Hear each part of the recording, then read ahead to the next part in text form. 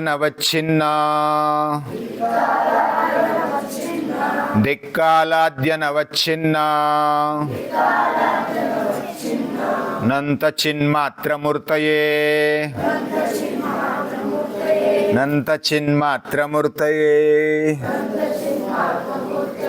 स्वानुभूतेकमानाय स्वानुभूतेकमानाय नमः शान्ताय तेजसे नमः शान्ताय तेजसे।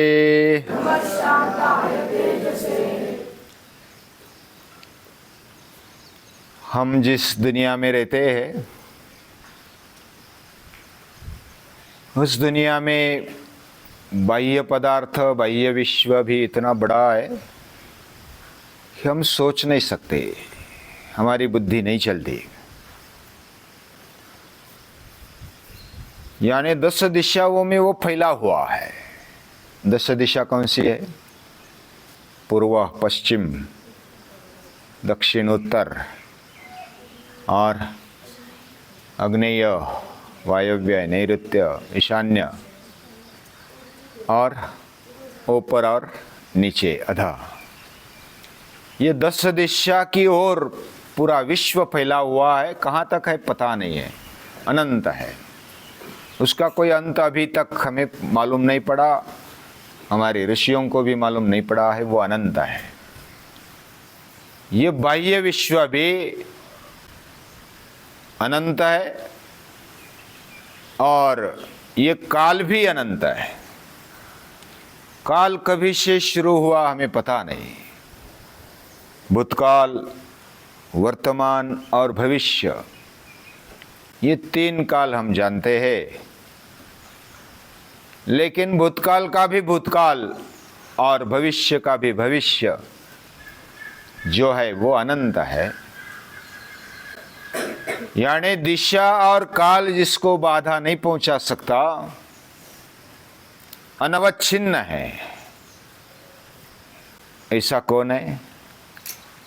ईश्वर है, वह चैतन्य है। आकाश कहां तक है हमें पता नहीं, अनंत है। दिशा कहां तक है हमें भी पता नहीं। फिर भी दिशा और काल, इसकी भी मर्यादा जो भी होगी, उस मर्यादा के भी उस पार अनंत चिन्मात्र मूर्तये, अनंत जो है जिसका कोई अंत नहीं, और चिन्मात्र जो चैतन्यमय है,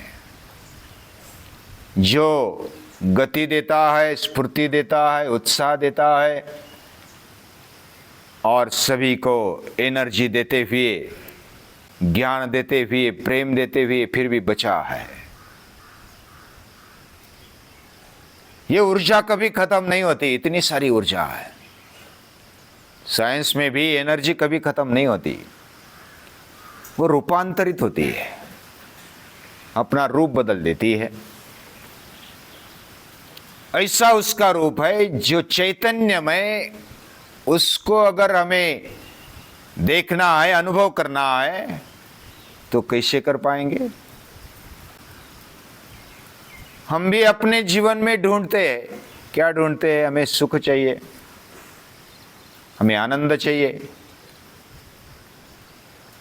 हमें मौज मजा मिलनी चाहिए, और इसी के लिए हमारा जीवन है। ये मानना भी कोई गलत बात नहीं, सभी इच्छा करते हैं, हमारे ऋषि भी इच्छा करते हैं आनंद की, सुख की। लेकिन सुख ऐसा हो, आनंद ऐसा हो जो खत्म न हो जाए, मौज मजा भी ऐसी हो जो खत्म न हो जाए।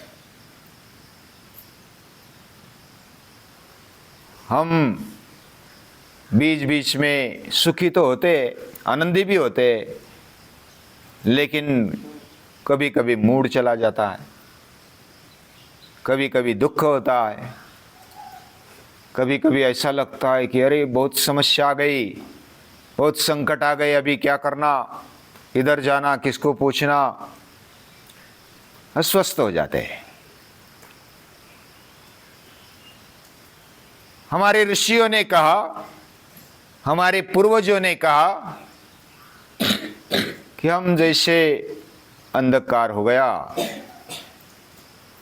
और रूम के बाहर बैठे हैं, गच्ची में बैठे हैं, समझो गच्ची पर, और अंधेरा पड़ गया है, ठंडी बजने लगी है, कुछ कपड़े भी कम हैं, और उस अंधेरे में ठिठुर रहे हैं, डर रहे हैं,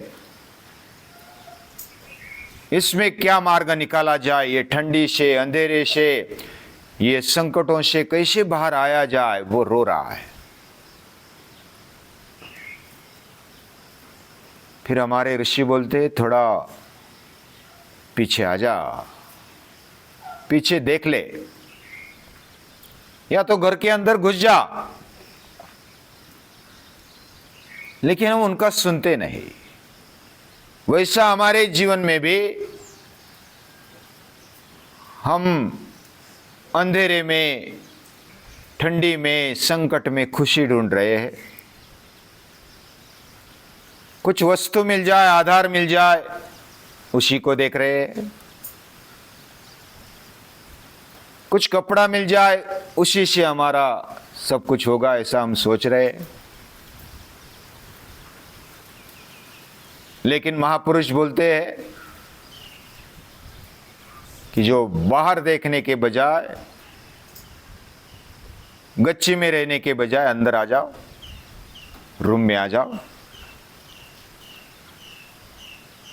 हम अपने आंखों से बाहर देखते हैं, कानों से बाहर सुनते हैं, बाहर का ही सुनते हैं, नाक से गंध लेते, फूल फल का, जीवा से चखते हैं, अलग अलग स्वाद चखते हैं। हम त्वचा से स्पर्श करते हैं किसी वस्तु का, व्यक्ति का, पदार्थ का, और उसी में खुश हो जाते हैं। लेकिन वो शाश्वत ऐसा सुख नहीं मिलता। टेम्पररी ऐसा लगता है कि हमने कुछ खा लिया, पेट भर गया, लेकिन उसमें भी ज़्यादा खा लिया तो पेट और दुखने लगता है, कम खा लिया तो भूख रहती है, प्यास लगती है। कुछ वस्तु लेकर के हमें आनंद होता है कि अरे शर्ट मिल गया नया, 2-4 दिन ऐसा लगता है, बाद में फिर अरे ये तो पुराना हो गया। यानी बाहर से जो भी वस्तु, पदार्थ, व्यक्ति मिले, हमें शाश्वत सुख नहीं मिलता, और हम ढूंढते रह जाते हैं, नाराज हो जाते हैं, मूड खराब होता है। वो मूड बनाए रखने के लिए, शाश्वत सुख पाने के लिए, कभी खत्म ना हो जाए ऐसा आनंद पाने के लिए हमारे ऋषि क्या कहते हैं? अंदर की ओर झांको, स्वानुभूते मानाय, यानी चैतन्यमय शाश्वत चैतन्य, शाश्वत आनंद सुख पाने के लिए हमें क्या करना चाहिए? अंदर की ओर झांकना चाहिए। और इसी को योग दर्शन में क्या बोलते हैं? प्रत्याहार बोलते हैं। और हमारे अंतर्यामी जो भी चैतन्य है उसको देखो। हमने समझो वस्तु को देखा, पदार्थ को देखा, व्यक्ति को देखा, शरीर को देखा, लेकिन शरीर में, इंद्रियों में अंदर रहे हुए चैतन्य को क्या देखने का प्रयास हमने किया?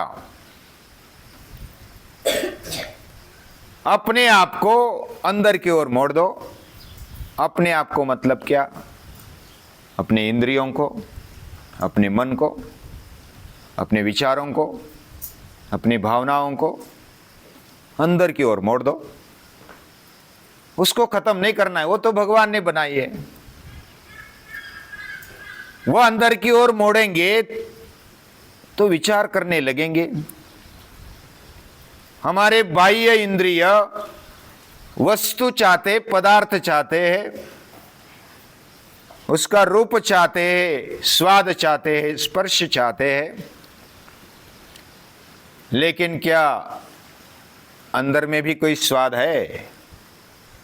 अंदर में भी कुछ रूप है, सौंदर्य है?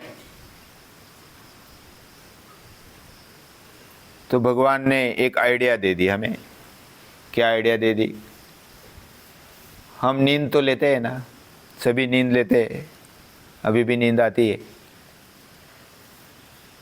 गाढ़ निद्रा में जब जाते हैं तो कोई वस्तु होती है, कोई पदार्थ होता है, कोई व्यक्ति होता है, माता होती है, पिता होते हैं, कुछ नहीं होता। पूरी गाढ़ निद्रा में चले जाते हैं। फिर भी उठने के बाद अरे वाह बहुत अच्छा आराम हुआ, नींद ले ली। कोई वस्तु नहीं, पदार्थ नहीं, व्यक्ति नहीं, कोई बाह्य चीज नहीं है, फिर भी आनंद है। बिना कुछ आधार लिए हम आनंदी है। ये सिखाने के लिए ये आइडिया भगवान ने हमारे पास रखी है। कुछ विचार करो, हमें जो भी मिला है उसका विचार करो, अंतर्मुख होकर विचार करो। हमारा रक्ताभिसरण चलता है, कौन चलाता है? हमारी सांस चलती है, कौन चलाता है? हमारे अंदर विचार करने की शक्ति है, कौन विचार करने की शक्ति देता है? हम नाक से गंध लेते हैं, कौन गंध पहचानता है? कौन ऐसी शक्ति है? ये अंतर्मुख होकर विचार करेंगे तो फिर अंदर कोई ना कोई बैठा है जो हमारा हृदय चलाता है, जो हमारे इंद्रियों को शक्ति देता है, जो हमारे मन को विचारों से, भावना से भर देता है, प्रेम से भर देता है। ऐसी कोई ना कोई शक्ति है, उसको झांकने का, ढूंढने का प्रयास। वह चैतन्य अंदर बैठा है। स्वानुभूत एक मानाय, वह स्वानुभूत है, खुद अनुभव कर सकते हैं। शांति से बैठ करके विचार करो, मनन करो, चिंतन करो, उसको देखने का, अनुभवने का प्रयास करो। नींद में क्या था ऐसा? मैं बहुत आनंदी हुआ। क्या था ऐसा? ये विचार करने पर हम अंतर्मुख होने लगते हैं। और वो कैसा है? वो शांत है, उसको कोई मल नहीं है, निर्मल है। और वो तेजस्वी भी है, चैतन्यमय है। नमः शांताय तेजसे। ऐसे शांत और तेजस्वी, ऐसे चैतन्यमय भगवान को, प्रभु को, जो अंतर्यामी है, उसको नमन करते हैं, प्रणाम करते हैं।